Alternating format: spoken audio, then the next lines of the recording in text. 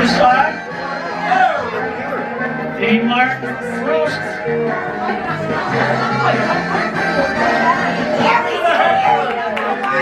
Every day, really 20 times a day. All right, welcome everybody. Ladies and gentlemen, welcome. For those who may not know who I am, I'm Steve Carney. Hi, I'm your MC for tonight. I've been friends with the man of the hour for over 40 years. That's a long hour. Today, we gather not just to celebrate 60 trips around the sun for our dear friend John, but to roast him to a crisp. Yes, 60 years, most of them upright. Now, before we dive into this delightful roast, let me just say that I'm honored to be the one to MC this, to poke fun at someone who has spent years driving us crazy. When Jen asked me to MC this event, I started getting a little nervous. Not because of being in front of you all, but wondering, where do I start? Tonight you're going to hear from not only me, but 4 others that he's managed to aggravate for over the years. Kevin Zwick, Jimmy Farrell, Joe Mondak, and his son Jonathan. I'm sure everyone's going to have the utmost respect for our friend tonight, say the nicest things. Right? Of course. First, I'd like to thank Jen not only putting this together, but keeping John occupied for 20 years. My God, Jen, you definitely earned your spot in heaven. 20 years? Is it 20 years? 21. 21 years. Yeah. Not everyone can handle John like you. You put up with so much. We're so glad you live with him now, especially to put a woman's touch in the house. Notice will be around Christmas time. Until you came along, John had a completely different version of what Christmas balls in a Yule log was. We're here for John, and tonight we're going to learn all that makes him so special. Okay? Now there's an age difference between Jen and John. Okay? We weren't quite sure how that was going to work out, especially after hearing people tell John his daughter was very lovely. But it worked out well. John has somebody now to put him to bed at night, feed him, take him out, and change his diapers. You know, Jen, usually when you see relationships between old farts and young good-looking women, they're after his money. Honey, that's definitely not you. You must really love him. I do. So, let's start talking about what makes John so special. How about his driving? We all know our birthday stars, not just an aggressive driver, but the reigning champion of road rage. Seriously. To ride with him in the passenger seat really takes a lot of guts. I mean, who knew that the horns in the car could be used as a symphony of expletives? You know you're in trouble when he rolls down the window, and the only thing that comes out is a colorful array of curse words or a handful of pennies. If you've ever ridden with John in the van, as John's navigating his way out of a Penn State football game, you know. If you ever need to know how to make your own 4-letter words, just take a ride with our birthday buddy here. You know, but for a while, I wondered where he got his skills from. Okay? So I rode in the van with John and his dad, Bill. At that point, it dawned on me that his skills weren't learned, they were inherited. One time at Penn State, while we're trying to get out of the parking lot, Bill jumped out of the van to stop traffic, and both of them proceeded to yell at everyone around them until we got out. I was speechless. It's funny how there are 8 million people on the road, John, and you're the best one. Everyone else is an asshole. We all know that John's an avid golfer. That's actually how we met. I was on the high school golf team, and he was like an assistant coach. He was a year ahead of me. Yeah, because he already graduated. We met through Eddie Casey back there. And if you notice the lovely picture over here, that's Eddie, John, and myself. I'm the one with the nice legs. And no, they aren't my sister's shorts. You'll notice John has a mullet, and Eddie really hasn't changed much. So, I don't drink anymore, that's about it. you guys all know Eddie, right? Yep. He's actually famous in the annals of Dunmore. Eddie once threw the biggest toga party in Dunmore that's legendary. It was great until Ed, who showed up at the party uninvited. Come on, Eddie. Ed's mother. Yep, at that moment there was 100 high school kids running through the streets of Greenridge in togas. We still talk about it, don't we, Ed? Eddie, how was dinner tonight? It's good? Good. I'm sorry there wasn't a cheesesteak and Doritos on the menu for you. It's a roast for John, not me. Now, you know he's a very good golfer. Okay? It's amazing how he can still a golf ball bent over like he just dropped his lunch money. Now, when you step onto the course with John, there's certain rules you have to follow. Okay? You better be on time. You better not make any sounds in his backswing. Don't walk in his line. Don't rattle the flag or even breathe. He gets pissed when the birds are chirping too loud. However, sometimes the rules don't apply to John. As he's known all too well for a well-timed fart when you're lining up the putt. When he does hit a bad shot, it's followed by an ensemble of the most colorful curse words that you've ever heard. It's like poetry. But Charlie, you'll attest to this. He does a great job organizing the Sunday Swingers, doesn't he? He does. Trying to organize us is like trying to herd cats.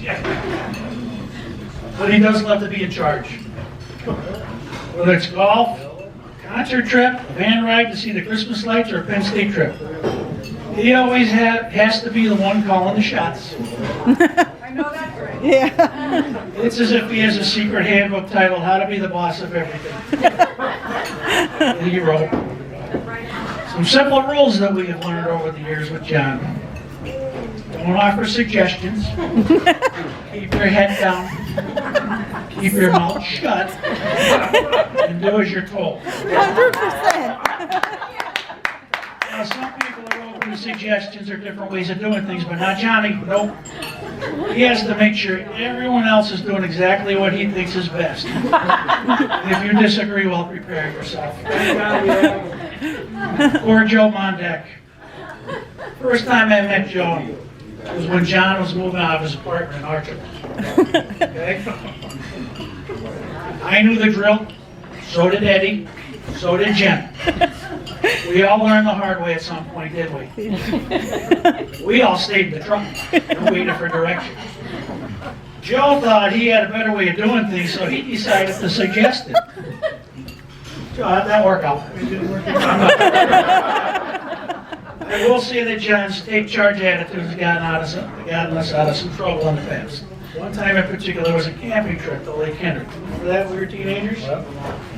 John was very diplomatic when the state police showed up. You know how there's always that one drunk guy in the group that thinks he's the spokesperson? Well, he navigated the conversation to blame the people across the lake that they were the ones making all the noise. Not sure the campground believed us because we were asked never to come back. Right? Now let's move into a more serious topic, falling asleep. Oh boy. Yes, our birthday friend has a special talent for turning any gathering into a Netflix documentary on the history of sleep. I've seen John nod off during a tailgate, at an amusement park, the mall, cookout, even at a drag show. We're sitting in the first row. Totally did. Yep, he totally did. You remember that? Right? That's what's going on. I don't know how he fell asleep. While Connor was getting a lap dance, John was taking a nap. The only time he stays awake when he's And I was asleep. trying to convince you that he's the best driver in town. Jan, you have a knack for capturing his naps and putting them on TikTok and Facebook. How many times? Oh, multiple. Many. Lots. But don't try to take the remote when he's sleeping. No, it'll wake him up. Oh no, he's watching that. He's just resting his eyes.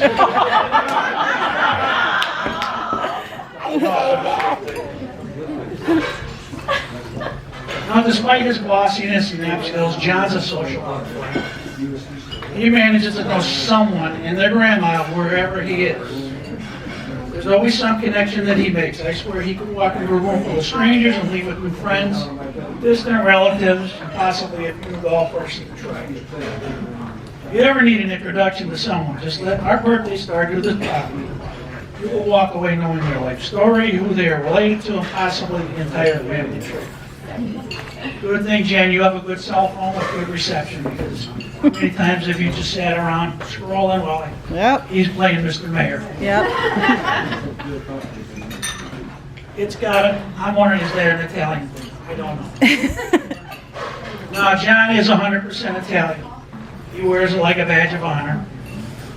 You know you're in for a treat when he starts telling stories about his family and his childhood, usually punctuated by words that make a sailor blush. I mean, there's a reason why his pasta is always al dente, because he's too busy yelling at the pasta being too slow. Now, John grew up in the upper part of Dunmore, in the house he lives in right now. That's mostly the Italian part of Dunmore. I grew up in the lower part of Dunmore. Eddie grew up with, we grew up on Delaware Street where families were mostly Irish. Casey, Carney, Golden, Doherty, McGraw, Higgins, they were up in the Irish. So. But when I was growing up and Eddie was growing up, we had normal names. Eddie, Ryan, Steve, Bobby. I didn't get to know John until we were teenagers and he started telling me about his friends. Nutsy, Gutser, Hacker, C, Az, Phoebe, Biff, Freak, Fab, and I won't even say what you guys called my parents. I didn't get it. And they started calling John Jeter, Jukes. I thought somebody was having a stroke. Who are these people? No wonder my mother never let me cross Blakely Street to play up there. But anyway, in all seriousness, there was a time after John's divorce, before he met John, that he was really struggling to meet women. I mean, he was never really a lady killer to begin with. But anyway, we went golfing. He was feeling kind of bad. We were walking off the golf course one day, and all of a sudden he yells, "Lord, grant me one wish." So suddenly the clouds rolled in, the sky got dark, and in a booming voice, God said, "Because you've been a loyal and good servant to me, and you had enough desire to ask, I'll grant you one wish." John yelled back, "Build me a golf course so I can play anytime I want." God said, "Your request is very materialistic. Think of the effort that takes, that kind of undertaking. Finding the land, moving the earth, growing the grass, building the greens. I can do that, but it's hard for me to justify your desire for worldly things. Take a little more time to think of another wish. A wish you think you would honor and glorify me." So John thought about it for a long time. Finally he said, "God, I've been married and divorced. All the women I've known said that I am uncaring and insensitive. I wish I could understand women. I wish I know how they feel inside and what they're thinking. When they give me the silent treatment, why they cry, what it means when they say nothing, and how I can make a woman truly happy." After a few minutes, God said, "You want 18 or 27 holes?"